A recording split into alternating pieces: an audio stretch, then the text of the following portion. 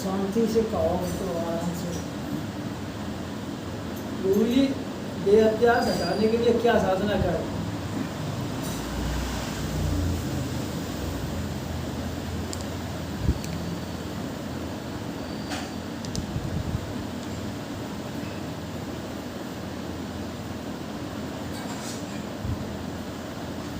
बोलिए गुरुदेव भगवान की जय।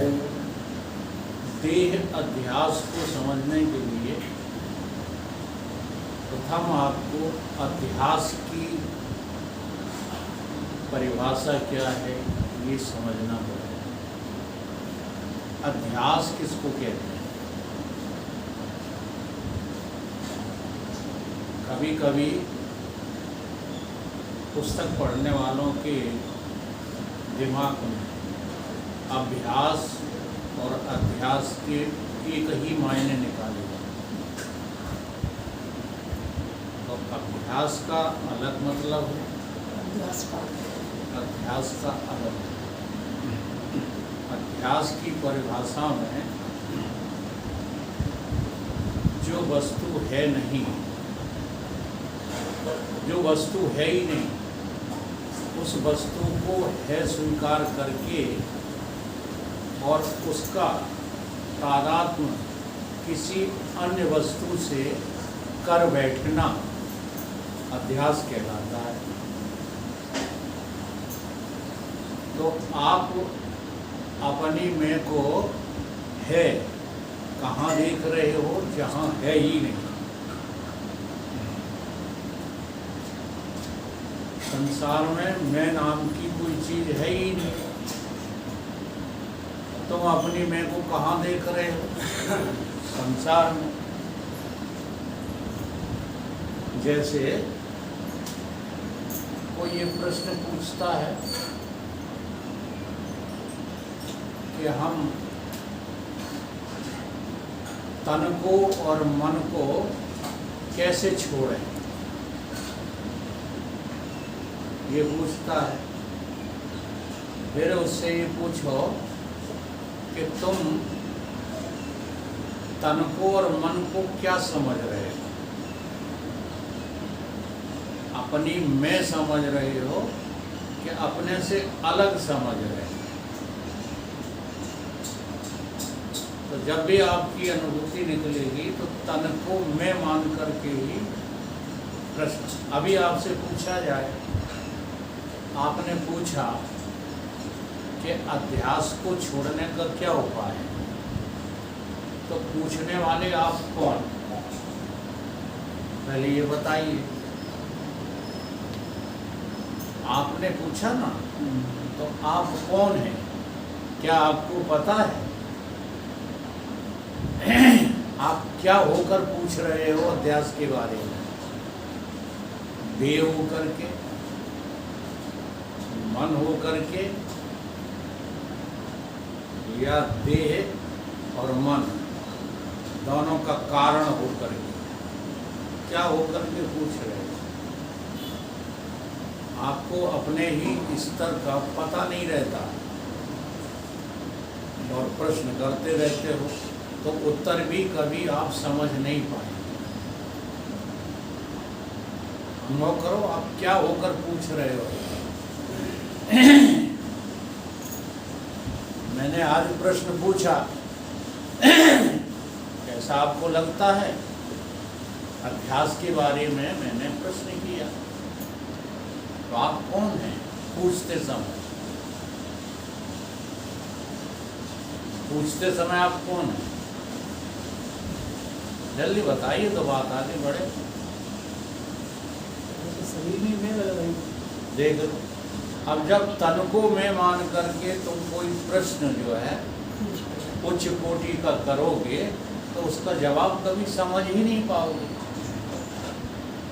इसलिए साधक को हमेशा तन के अभिमान को छोड़ करके साधना करनी चाहिए, क्योंकि तन तो कभी साधना करता ही नहीं। साधक कौन है? तन है कि मन है? साधक, मैं साधन नहीं कह रहा हूँ, साधक कौन है? तन है कि मन है?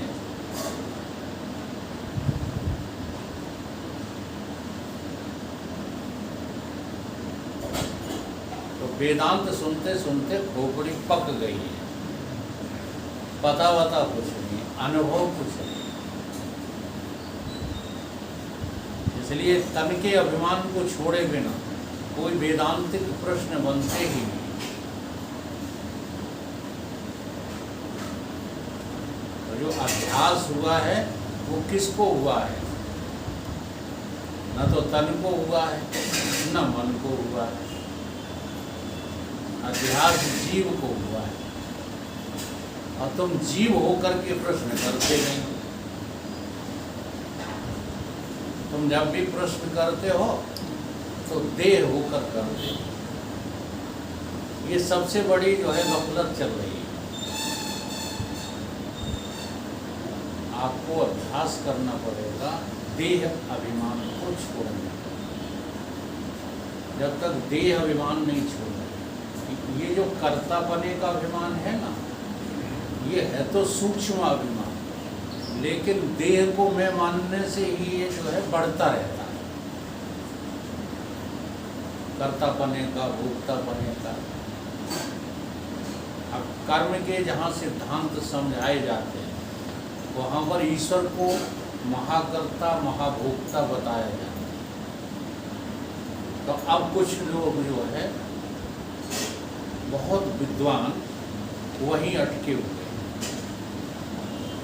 अधिकांश विद्वान तो केवल तन पर अटके हुए हैं। बड़े बड़े संप्रदाय जो चल रहे हैं ये तन से ज़्यादा ऊपर उठे ही नहीं, आज तक नहीं उठे। उनके गुरु आए, प्रसिद्ध हो गए, बड़े बड़े समुदाय खड़े हो गए उनके, लेकिन तन के अभिमान को उनके गुरु भी नहीं छोड़ पाए।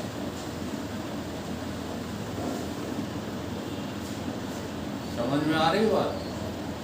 अनेक अनेक ऐसे संप्रदाय भारतवर्ष में बहुत बड़ा रूप धारण कर चुके हैं, परंतु उन्हें खुद ही पता नहीं कि हम तन हैं कि मन है, तन मन के कारण हैं।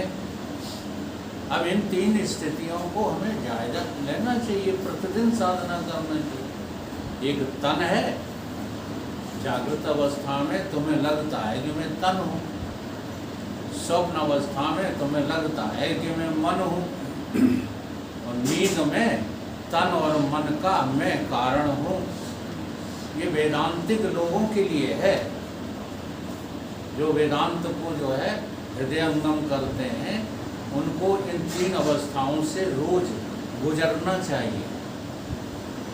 जागृत अवस्था में तन हूँ, स्वप्न अवस्था में मन या बुद्धि, और सुसुप्ति अवस्था में इन दोनों का कारण। चौथी स्थिति पर वेदांत के भी साधक नहीं पहुंच पाते। क्यों?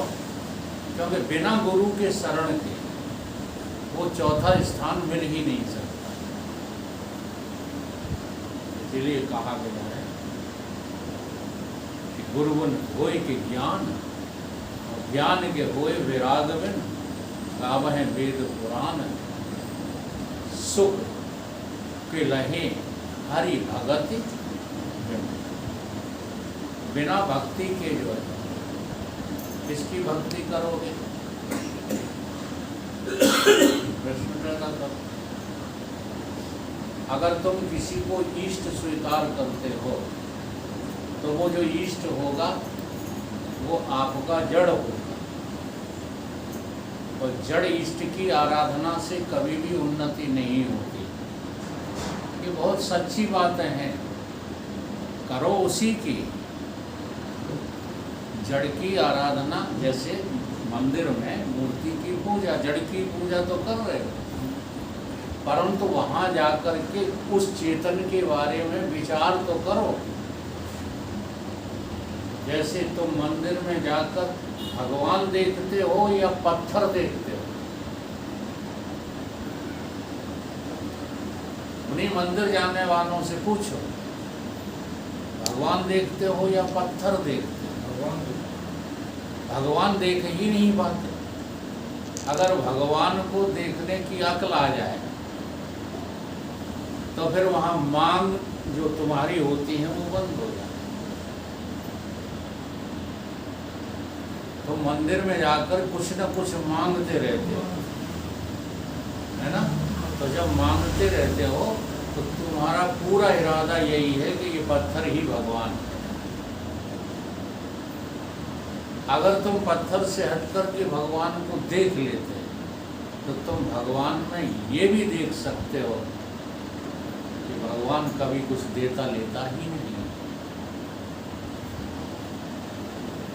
कुछ नहीं लेता देता। देह बनकर के ही तुम ये भाव बनाते हो, और उस देह भी जड़ है और वो मूर्ति भी जड़ है। इसलिए पूजा साकार की ये नहीं मानी गई। ये तो बच्चों के खिलौने हैं, वहाँ से तुम्हें कुछ सीखना चाहिए, वो सीख नहीं पाते हो। मंदिरों की इशारे समझते नहीं हो, वहाँ के संकेत समझ में आते नहीं। तो प्राथमिक पाठशाला के लिए ये मंदिर, मस्जिद, गुरुद्वारे, चर्च आदि बनाए हुए। और देखो, बनाए उन्हीं ने तो पूर्ण ब्रह्म ज्ञानी। लेकिन क्या तुम जीवन भर बालक ही रहना चाहते हो? तो जड़ की पूजा छोड़ करके हमें चेतन साकार की पूजा करनी चाहिए। और वो पूजनीय है। शास्त्रों में केवल 3 ही लोग बताए, माता, पिता और सदगुरु। चौथा कोई है ही नहीं। बाकी सब सेवा करने के लिए है। पूजनीय 3 ही है। सेवा करने के लिए तो साकार बहुत है। गरीब आदमी भी साकार है, अतिथि भी साकार है। जहाँ जहाँ सेवा कार्य करोगे तो साकार की करना ठीक है कि जड़ की? मंदिर में जाकर के जो है पूड़ियाँ ले जाते हो, ईमानदारी से बताना कितना जो है उनके मुंह में ठूसते हो?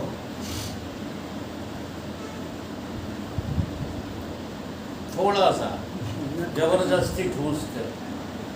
फिर पूरा पला बना के ले गए, वो खाता कौन है? तो पूजा किसकी करना चाहिए? खाने वाले की कि न खाने वाले की? तो यही बात समझ में नहीं आती। अब इस पर जो है हमारे संतों ने एक चुटकुला बनाया। उन्होंने कहा है, एक बार जो है पार्वती मैया शंकर जी से बोली कि हमारे भक्त बड़े औढ़व हैं, हमारे मुंह में, आँखों में खीर लगा जाते हैं, बूंदी लगा जाते हैं, जाने क्या क्या लगा जाते हैं। फिर हम तो खा नहीं पाते, हम तो भूखे के भूखे ही हैं, क्योंकि हम तो भाव के भूखे हैं। चाहे देवी हो कोई या देवता हो, वो तुम्हारे भाव का भूखा है। भावो विद्यते देवो न पाषाणे न मृण्मयी। फिर हमारा मुंह कुत्ता चाटते हैं तो वहाँ मेरा भाव बन जाता है। हाँ, पार्वती देवी कह रही कि वहाँ मेरा भाव बन जाता है कि कुत्ता मेरा मुंह चाटे। वहाँ तो नहीं बना मेरा भाव कि मैं खा रही हूँ। क्यों? उसने भाव से खिलाया ही नहीं। एक भजन हम सुनाते रहते हैं, याद है? क्यों ये कहते हो भोग लगाते नहीं, शिव भीलनी भाव से तुम खिलाते नहीं। मंदिर में भी जाकर के तुम्हें कामना रहती है, खिलाने का भाव रहता है क्या कि मेरा प्रभु जो है भूखा है, मेरा परमेश्वर, मेरा ईष्ट, मेरी देवी, हाँ, जब तक मैं नहीं खिलाऊंगी वो भूखी बैठे रहेंगे, ऐसा भाव बनता है। नहीं तो भीड़ इतनी हो ही नहीं मंदिरों पर। अगर भगवत भाव से कोई पूजा करे तो कुछ आ रही बात है समझ में। इसलिए चेतन की पूजा, जड़ की पूजा में ये भी दिखाया गया कि भाव एक तरफा होता है, दूसरी तरफ से भाव होता ही नहीं, क्योंकि वो जड़ मूर्ति है। लेकिन चेतन की पूजा में जितना तुम्हारा भाव होगा उससे अधिक तुम्हारे गुरु का भाव होगा, उससे अधिक माता पिता का भाव होगा। जो संतान सेवा करती है उसके प्रति माता पिता के भाव कैसे होते हैं बोलो। और जो संतान जो है माता पिता को पीड़ित रखती है उसके प्रति कैसे भाव होते हैं। तो भाव का ये खेल है। तो शंकर जी बोले कि तुम्हारा कुछ नहीं पार्वती, ये तो साधारण बात है, हमारे भक्त उससे भी ज्यादा ऑर्डर होते हैं। एक भक्त आया, किडनी में भैंसा बांध गया, चढ़ा गया भैंसा, भैंसे को भूख प्यास लगी तो भैंसे ने जो है कस के ताकत लगा दी तो पिंडी खिंची चली। अब कहीं मेरा भाव बन गया कि मैं खींच रहा हूँ, तो मेरा भाव बन गया तो देखो फिर पैर दिखाते जंगल कि ये सब छुल गए आपको। तो क्या ये भक्ति जो है वास्तविक भक्ति है? तो ये सब बातें मैं क्यों सुना रहा हूँ, प्रश्न तो आपका अध्यास का है। बस यही तो गड़बड़ हो जाती है, जो अध्यास ही चल रहा। अब ये सब खेल किसमें चल रहे हैं? अध्यास में। अध्यास में चल रहे हैं। तुम्हारा गृहस्थी पालन, तुम्हारा आपस में एक दूसरे से जो है रिश्ते का भाव, ये सब अध्यास में चल रहा है। ये सिवाय अध्यास के और कुछ नहीं है। और अध्यास 100% झूठा होता है, अध्यास सत्य नहीं होता है। क्योंकि गलत चीज का गलत चीज से तादात्म्य होने का नाम अध्यास है। अब तुमने प्रश्न किया देह अध्यास, तो देह का अध्यास किसने किया है? देह का अध्यास किसने किया है? अन्य वस्तु का, अन्य वस्तु से तादात्म्य का नाम अध्यास है। तो देह अन्य वस्तु है, और अध्यास करने वाला भी क्या है?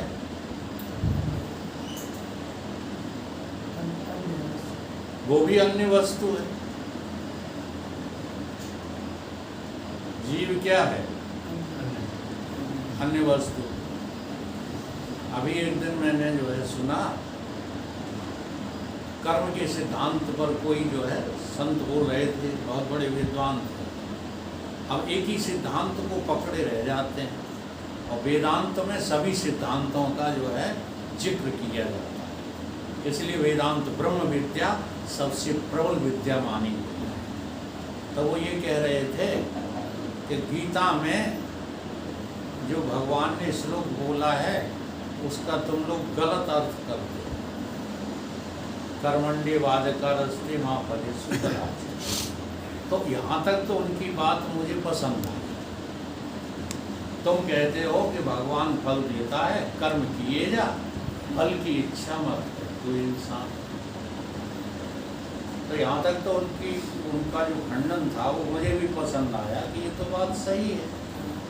लेकिन दूसरी बात वो जो कह रहे थे वो बिल्कुल गलत है। वो कर्म के सिद्धांत में तो लागू हो सकती है, परंतु भक्ति के और ज्ञान के सिद्धांत में वो लागू हो ही नहीं सकती है। वो क्या कह रहे थे? जीव को केवल कर्म करने का अधिकार है। जीव को कर्म करने का अधिकार है और उन्हीं अधिकारों को भोगने का अधिकार है। निष्कामता का अधिकार तो जीव को है ही नहीं।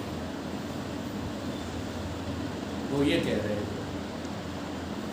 अगर तुम ये कहते हो वो सामने हो तो उनसे पूछा जाए। अगर तुम ये कहते हो कि निष्कामता का अधिकार ईश्वर के अलावा जीव को है ही नहीं, निष्काम तो केवल ईश्वर होता है, तो फिर अंतःकरण की शुद्धि का प्रश्न ही खत्म हो जाता है। अब अंतःकरण शुद्ध करने के लिए क्या उपाय है? निष्कामता है कि कोई और उपाय है? तो उनके कर्म का सिद्धांत ये कहता है कि जीव कभी निष्काम नहीं हो सकता, मुक्त भी नहीं होगा। अगर जीव निष्काम नहीं होगा तो मल दूर कैसे होगा, विक्षेप दूर कैसे होगा? इसलिए कर्म का सिद्धांत तो टोटली गलत है। अब तुम गीता का सूत्र लेकर उसको सिद्ध करते रहते, फिर एक ही सूत्र पढ़ के थोड़ी रहना है। कर्मण्यवाद का रस्ते मां फलेषु कदाचन, उनका तर्क सही है कि बिना फल के चाहत के, बिना फल की चाहत के कर्म बनेगा ही नहीं। अगर तुम फल नहीं चाहोगे तो कर्म कैसे बनेगा? इसलिए उन्होंने इस बात का ही खंडन कर दिया कि जीव कभी निष्काम हो ही नहीं सकता।